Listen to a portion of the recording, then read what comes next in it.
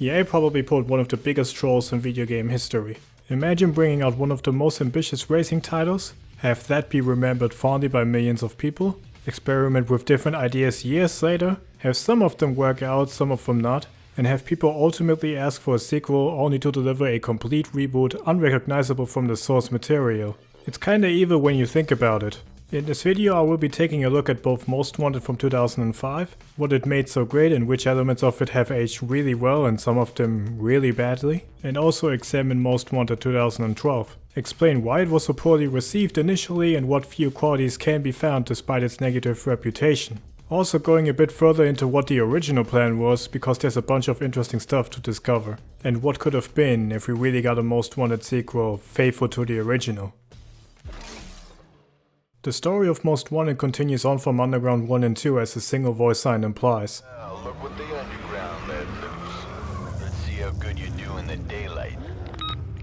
You arrive at a meetup spot to challenge a guy named Razor Callahan. You race with him for a little while until the event interrupts because of an oil leak.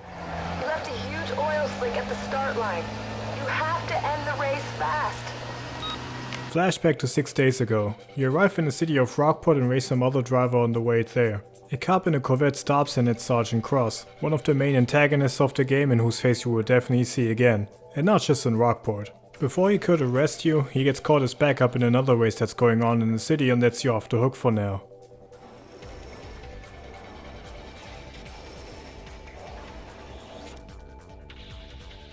Oh, you motherfucker.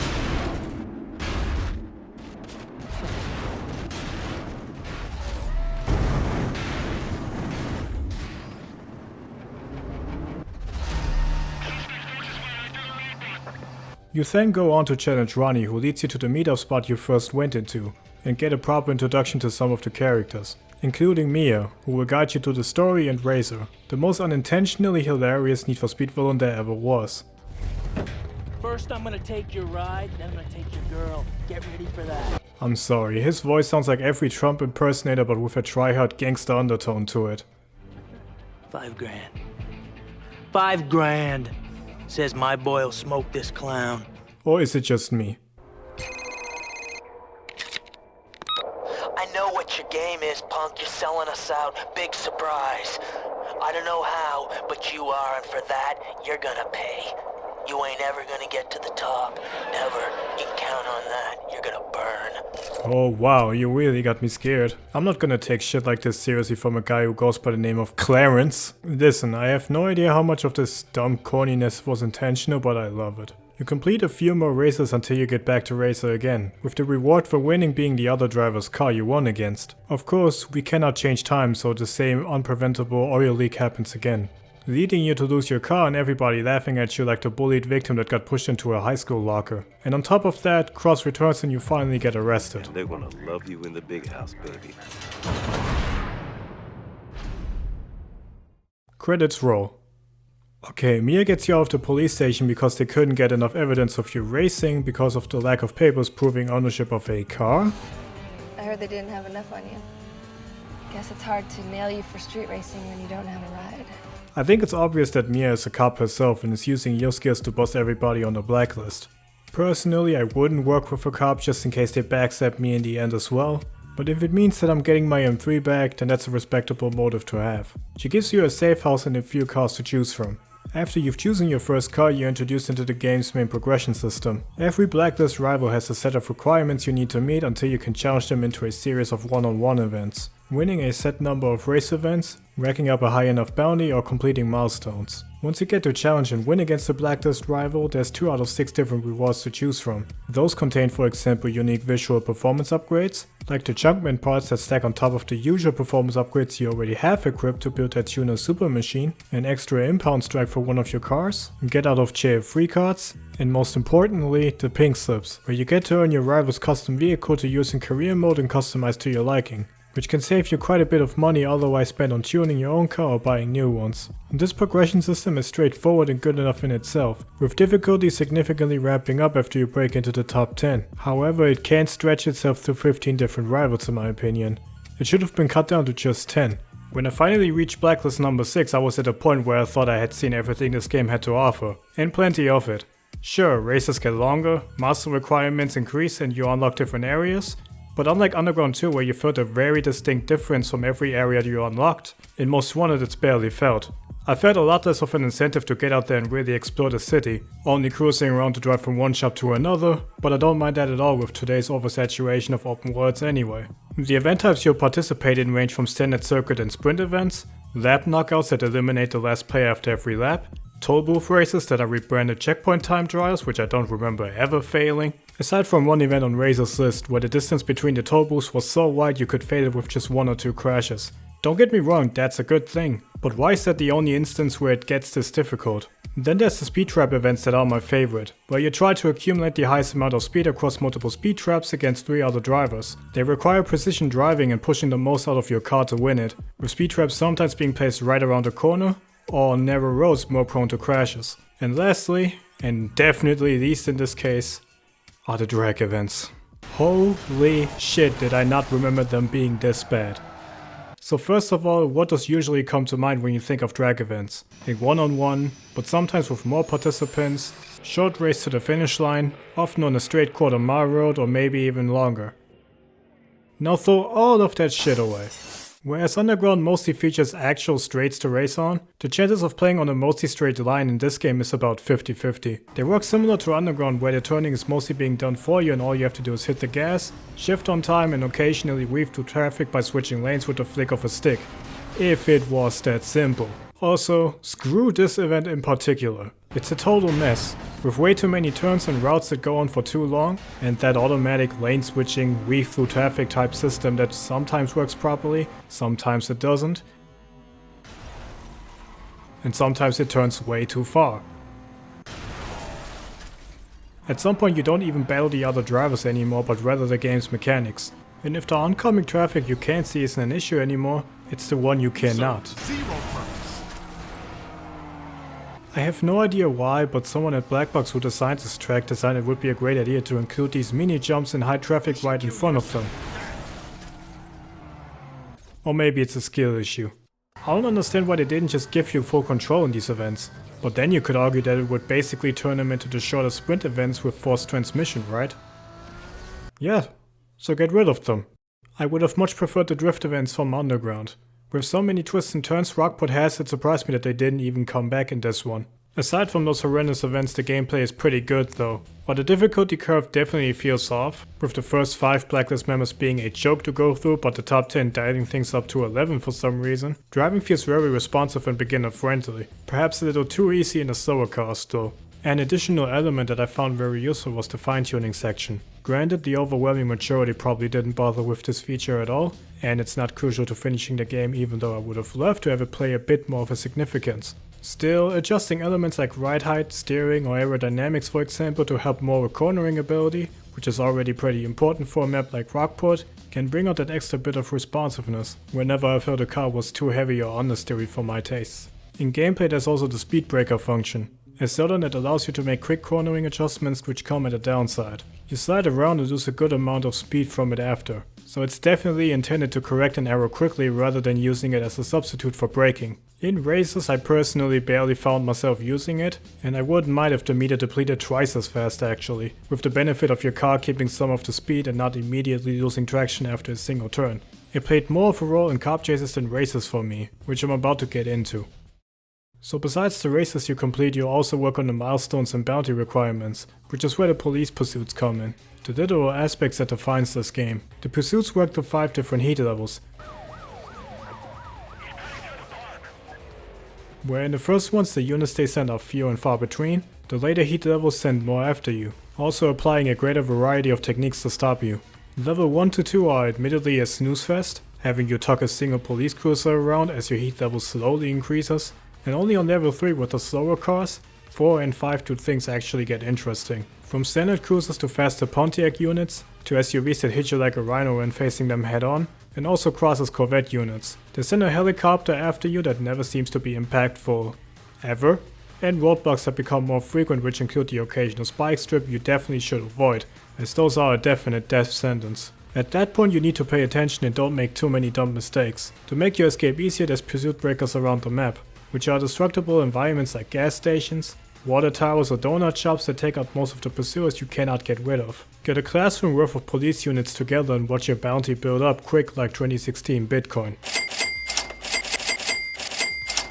Once you make the chance for an escape, you'll enter the cooldown phase, which highlight a bunch of hiding spots you can use to lose the cops quicker.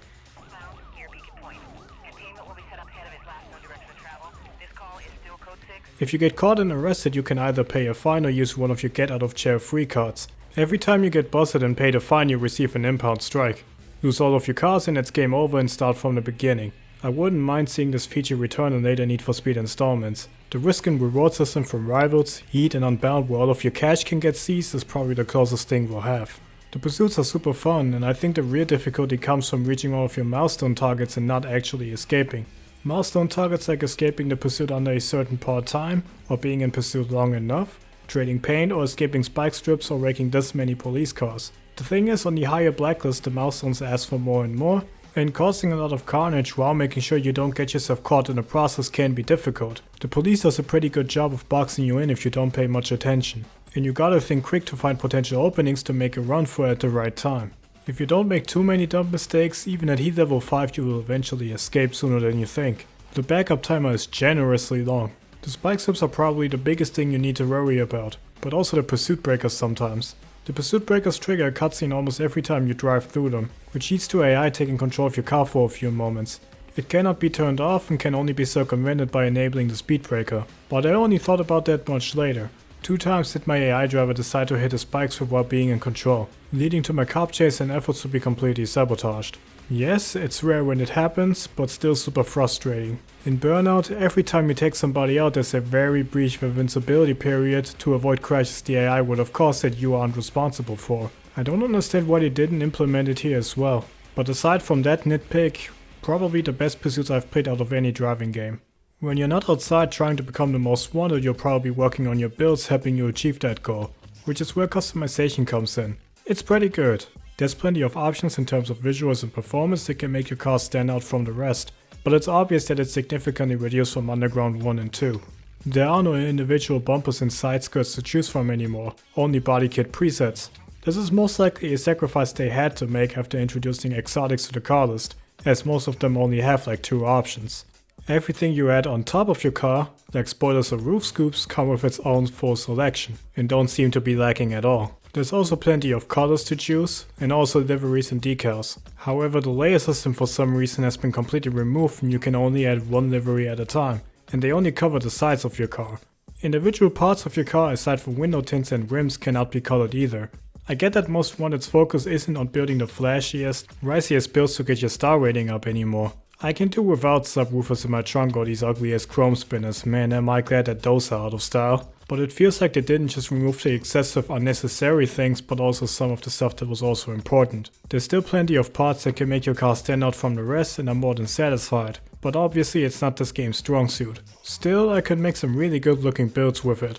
Aside from the career mode, there's 2 more offline modes to play around with, including the quick race mode where you just normally choose your own event, settings and car and then just get to racing, and also the challenge series, which is a collection of toll booth events and pursuit challenges where the setting, track and car driven is being given to you, that come with its own special car unlocks. The game also had an online mode, which EA took down in August 2011. This game survived a whole 6 years, that's short. Whenever you try to connect to the EA service this game used, you get an endless loading screen or maybe an error message. Today there's 2 alternatives that I'm aware of to experience Most Wanted in an online fashion, one of them being Most Wanted Online, a fan-made client where people can host their own servers that serve as an alternative to its traditional online mode. It basically turns the career mode into an online free roam server, where you can cruise around freely with other players, try and beat other players' speed trap records and invite them to events. It's definitely in the spirit of modern era Need for Speed games or how racing games do online nowadays in general. But today it seems kind of dead and I don't have a group of people I can just casually invite to hop on and play with me. It's great that it exists, but as of now it has no use for me. And of course there's also an alternative client called Game Ranger which serves as a method to basically create and join other people's networks to play LAN matches on. You probably shouldn't try that with randoms because I can imagine connecting to other people's random servers leaves open all kinds of security threats. but if you do get around to trying it, especially with friends, it works surprisingly well. It's a method to experience Most Wanted's multiplayer in its traditional form. Once you're in a lobby, you get to choose between different game modes, with speed trap events mysteriously missing, your car, and a few settings like turning collision on and off or nitrous. It's pretty standard for what it has, but it works. Definitely not the highlight of the game, of course. It wasn't until Carbon where they experimented with more game modes like Pursuit Knockout and bringing the speed trap events into online. But the game for me didn't have too much replayability after finishing the main story, aside from maybe trying out and customizing certain cars I haven't tried before or playing with the pursuits again. This is where the benefit of a PC version comes in. The Redux mod serves as a total conversion for the main game, adding a bunch of quality of life improvements, fixes, cut races and a ton of new cars and customization the main game didn't have. Also some graphical improvements and the HUD and vinyls being rendered at a much higher resolution this time, which results in an overall much cleaner, more appealing look. As a result of a huge mod pack, it's more prone to crashes of course, but it's still my preferred way of experiencing this game. I think certain publishers, EA themselves included, could definitely look at this mod as some kind of blueprint or inspiration on how to handle certain remasters or re-releases. Then there's also the Hot Pursuit Challenge mod, which is probably how a DLC expansion would look like if this game ever had one. A completely new set of cars, menus, soundtracks and a bunch of new challenges all inspired by Hot Pursuit 1 and 2. Also changes in the environment and art style and removal of the yellow filter. There's a ton of work that was put into this mod and it genuinely feels like something that was released officially, in some alternate universe where this game actually got DLC expansions. To wrap this up in total, I definitely had a great time revisiting Most Wanted 2005. It's not my favorite in the series, but it definitely sits in the top 5. A few aspects of it aged worse than I thought, but the more important ones, like driving and pursuits, held up surprisingly well. Getting this game to run on a modern system wasn't too difficult. I allegedly had to get a repack of course and apply essential fixes like widescreen or Xbox One controller support, which is nothing more than a simple drag and drop operation. Visually it's one of the better looking titles of the PS2 era. Things like car models and certain areas in Rockport being pretty detailed, but it's definitely brought down by the yellow tint or strong motion blur that can't be disabled in-game. I respect the game for having a strong art direction though, even though I prefer Underground 2's look generally more. The grittiness that was displayed through its graffiti art design, the location, story and selection on soundtracks, focusing heavily on rap rock, metal and gangster rap, made it stand out from its competition in previous releases. If you never played this installment, I highly recommend you do, because there's plenty of methods of acquiring your own copy today on PC. I heard Google Drive is selling this one at a 100% discount for Christmas. It's not really a surprise that this game sold 60 million copies. And of course it was only a matter of time till they brought back the Most Wanted name 7 years later.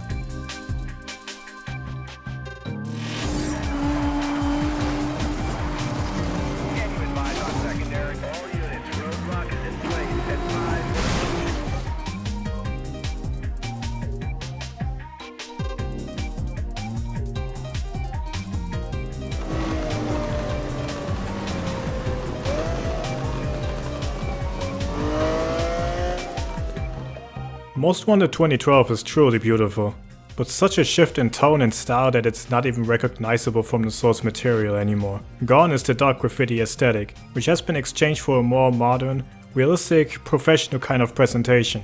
It's a huge departure from the original to the point where even fans wondered if it should even be called Most Wanted. The story begins with a female voice introducing you to a new place called Fairhaven, and the 10 drivers you need to take out. They are the most wanted. Beat them all, and you'll be number 1. Fairhaven's most wanted driver. So you get to it. You start out in an Aston Martin V8 Vantage to get familiarized with the controls. Later you find one of the so-called jack spots in the city. Cars that are standing around the map for you to take. Keys already in the ignition. No down payment, no financing plan, just get in and go. You then participate in your first race, which is where the alarm bells start ringing. You start the event by holding the gas and brake at the same time. Around every corner you slide easily by just tapping the brake. You can take out other drivers by hitting and pushing them away with a ton of force. Also, this bridge might seem familiar. Finally, the long-awaited sequel we actually asked for, Burnout Paradise 2.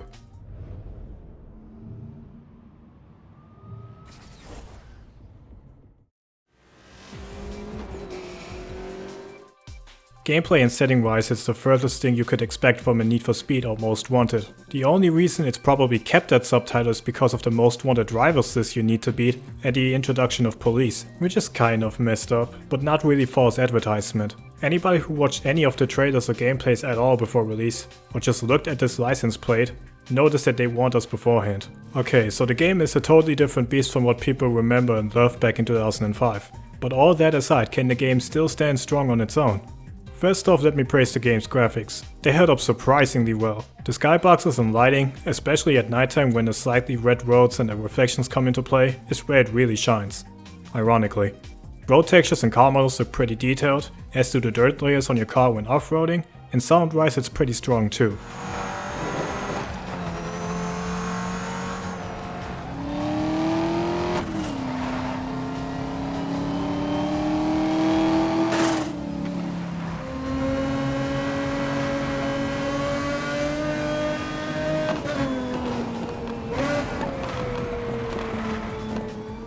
Unfortunately, however, the game seems to be hard-locked at 60 frames per second, and the low level of detail can make itself really apparent in some instances. Another big problem is the anti-aliasing. The only method to cleaning up jagged edges in this game is straight up super sampling. From what I understand, it's a method to refine pixelated edges by rendering the same image at double or 4 times the resolution depending on what you choose. Then downscaling it again to your current output resolution to help refine those edges. It makes a stark difference but utilizes a ton of performance.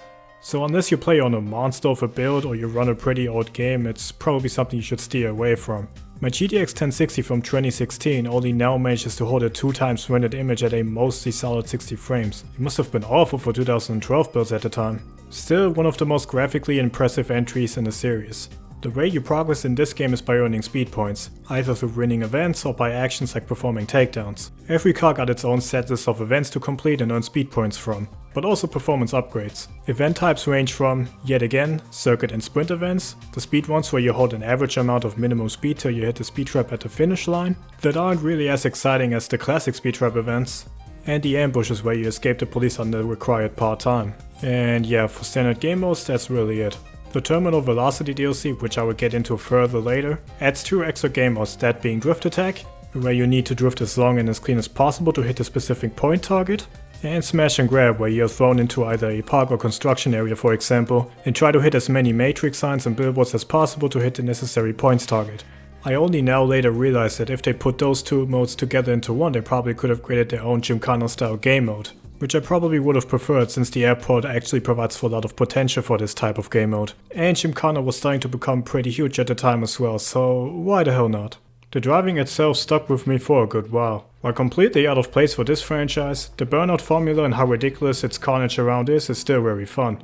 I like how the takedown cams got completely removed here so gameplay doesn't get interrupted all the time, especially since the damage model isn't as impressive because of licensing issues. Rubber banding also isn't as big as an issue as it was in the black box era. Sometimes I question if it's even a thing here at all, because while most events are very manageable, getting into a bunch of dumb crashes on hard events would definitely prompt a few retries here and there. After every event you can win some new performance parts to equip for your car, choosing between nitrous types for example, long or short gears, a lightweight or heavyweight chassis, so on and so forth. You can apply them on the fly. No performance shops to visit or anything. It robs all type of immersion, but at least it gives you a ton of convenience. Some might like it, some don't. Personally, I don't have a problem with it. You cannot buy new vehicles off the car lot either, so immersion clearly isn't the main point here. The difference in performance when equipping parts back and forth is definitely noticeable though. Every unlockable part has a pro variant that's unlockable by completing its respective challenges. Like using nitrous for long enough, drifting with a certain set of tires for this amount of meters and more. If you're looking for the visual customization, you're out of luck. I may have shown some customized cars in my previous footage in the video, but most of these are modded. The only visual customization you have in the game is a set of liveries for the Need for Speed Hero cars, and the gas and repair stations randomly choosing your color whenever you drive through them. While the game doesn't need visual customization to succeed, in this instance, especially for the fans, I can imagine it's a punch in the gut. After collecting enough speed points for each member, you get to battle the most wanted drivers. There's nothing to them that has to be known other than the car they're driving. No names, bios, or that usual portrayal of I'm trying to look as hard as possible, or I'm a serial killer. The focus here is solely on the car, with the intros looking like they're a part of some abstract car commercial. But some of them are pretty cool. What's funny though is that the Most Wanted members of the mobile version had their cars actually come in a custom livery, so there was a little bit of uniqueness added to their cars at least. To win their car you beat them in a 1-on-1 and then take them out. Wait, that sounds familiar as well. Winning against them, then building enough speed points for the next one is at least how the progression would have worked for me if it wasn't for this one issue. So when I first started out, the game handed me immediately 1.3 million speed points, which is enough to battle every most wanted driver on the list. But why is that? Apparently the game has a cross progression system if you link the console account with your Origin account, since I completed this game many years ago on my Xbox 360. And what that meant is that after the introductory race I was able to battle the #1 driver on the Most Wanted list. And after just a few attempts in a mostly stock Porsche Carrera I was given right at the beginning, I was able to beat him. He drove a Koenigsegg Jera. Street racers on the planet. There are 9 more shutdowns left between you and the title of Fairhaven's #1 most wanted driver. What do you mean 9 more? I just beat your best man, what do I have to prove?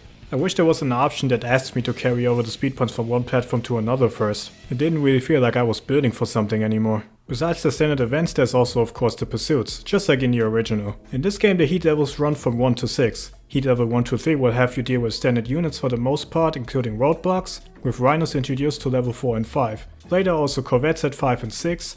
And also at 6 they'll stop giving a fuck and just throw a whole SWAT truck at you. Most Wanted 2012 got rid of the pursuit breakers, having you to rely on takedowns only. In exchange for hiding spots you can now turn off your car engine to lose the heat even quicker. You can also lose a good chunk of your heat by using a check spot while the police is looking for you. One thing that I noticed is that the AI, while it definitely hits way harder than in Most Wanted 05, it feels like aggressiveness is all they really know. While they certainly know how to take you out, they really suck at circling you in, even on heat level 6 when you're almost provoking it. Spike strips appear also pretty regularly on roadblocks, but they can also catch you off guard by having corvette units dropped in regularly while driving, which was a nice surprise and definitely caught me off guard the first few times. I appreciate the first heat levels being more intense than they were in the original game, but the difficulty hardly really scales the higher you go. There are also no real consequences to getting busted anymore. You respawn at a police station and lose all of the speed points you accumulated during the pursuit, but to be honest that loss is never really felt. Everything that you lost can easily be brought back by a 2-minute race. Also, what kind of lame ass busted screen even is this?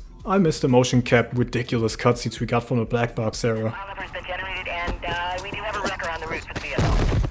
Investigators en route, please secure scene.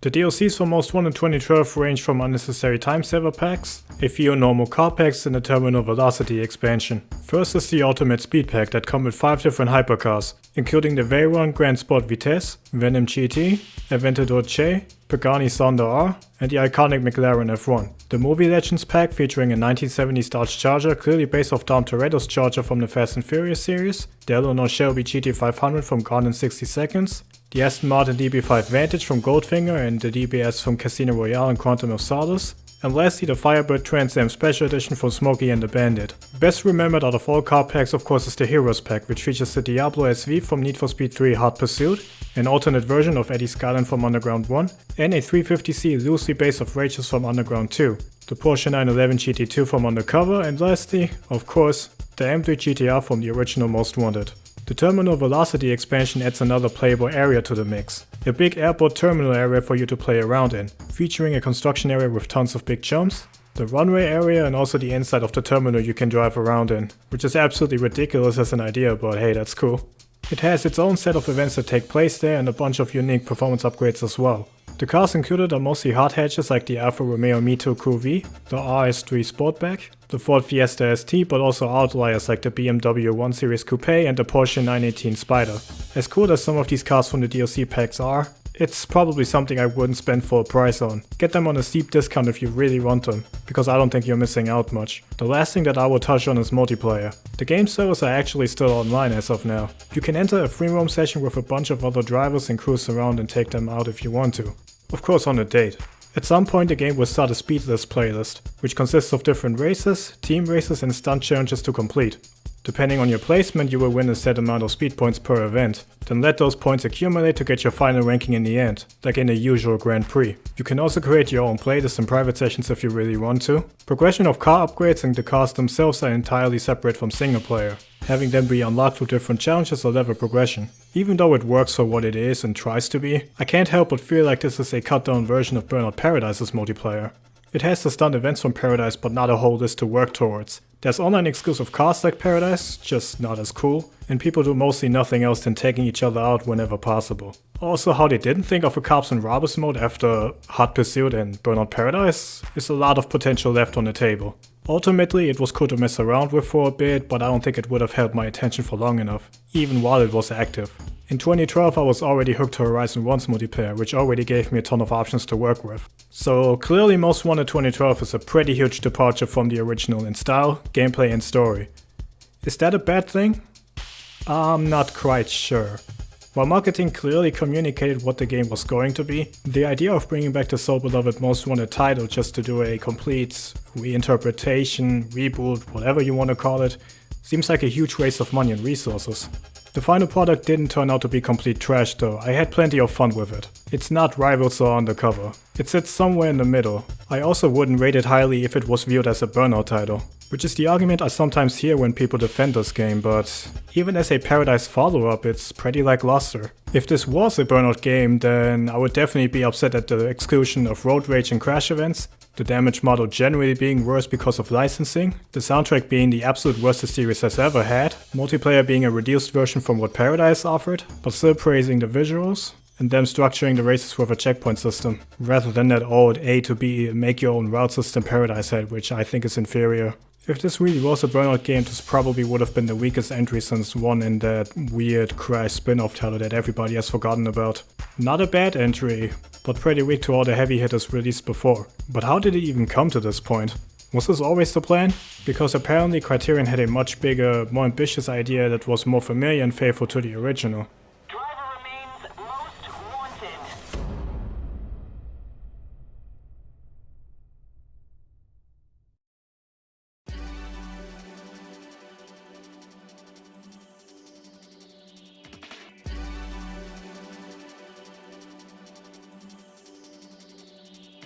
The dev builds from December and November 2011 are the most revealing out of them all. The look is entirely different and way darker than the final build turned out to be. The early menus, while mostly placeholder, gave you a general idea for the tone they were trying to go for. While some of the dialogue was already written for the game, with characters like Mia from the original having been planned to return, context for the missions was mostly written, with occasional cutscenes being present but still very early in progress, mostly featuring standard camera pans and narration for people who clearly aren't voice actors. Or sometimes it's just storyboards. We can see a pre-alpha version of Fairhaven, where some areas are recognizable but the map wasn't that far into development. Drive too far into the outskirts and you'll start seeing largely unfinished textures and map blockouts.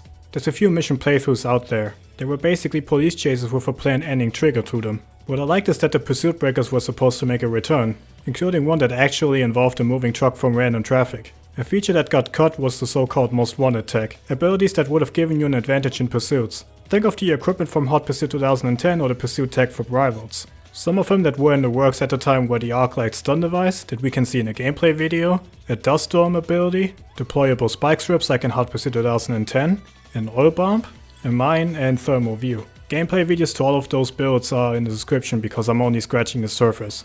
With the January and February 2012 builds we're starting to see the first minimal changes. There's different times of day and changes in lighting now. In one of the first iterations of the checkpoint races we later got on release. The pursuits now got a result screen at the end showing your time, heat accumulated, cops immobilized but also cost of state in dollars, indicating that the idea of speed points wasn't always supposed to be there. Around spring 2012 did the game slowly become what it is today. This is from an April 2012 build. The visual tone is much brighter, the driving became arcadier and brake to drift is way more prominent. More cars get shown off that ended up being in the final release, but still no signs of visual customization. It was obvious that it wasn't gonna happen at all at this point. About a month later and the HUD and lighting changed again, and it looks about the same as the release build, just with a lot of environmental detail missing. What's interesting is that there initially was supposed to be garages to get into, but was possibly replaced by the Easy Drive customization menu and check spots much later. With the May 2012 builds, things started to look a lot more final. While some of the menu elements, like the title and developer splash screen, still kept that grim presentation, the map menu for example looked a lot more similar to what the final version was gonna be. The May 19th build in particular had a HUD very similar to the E3 presentation, where it was pretty much set in stone where the direction would go for the game. So yeah, it's kind of tragic. The exact reason why it transformed into this may or may not eventually see the light of day. Right now we can only speculate. And some people attribute it to being time restraints. Even though it would be possible to deliver a faithful follow-up in just 2 years, I mean 2015 happened in 2 years, having it be stand tall to the original is another different story. And also some pretty big shoes to fill. Case in point, well, 2015. While Criterion is now back to take the reins on the Need for Speed series, it's a largely new studio I think, and I don't need them to give us a Most Wanted 2.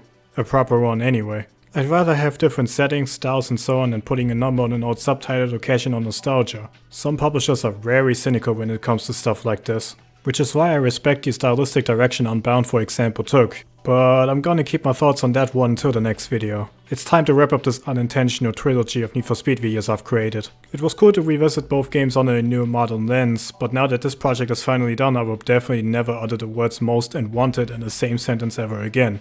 Again, the videos to all of the dev builds, mods and music I use is all in the description. Thanks for watching.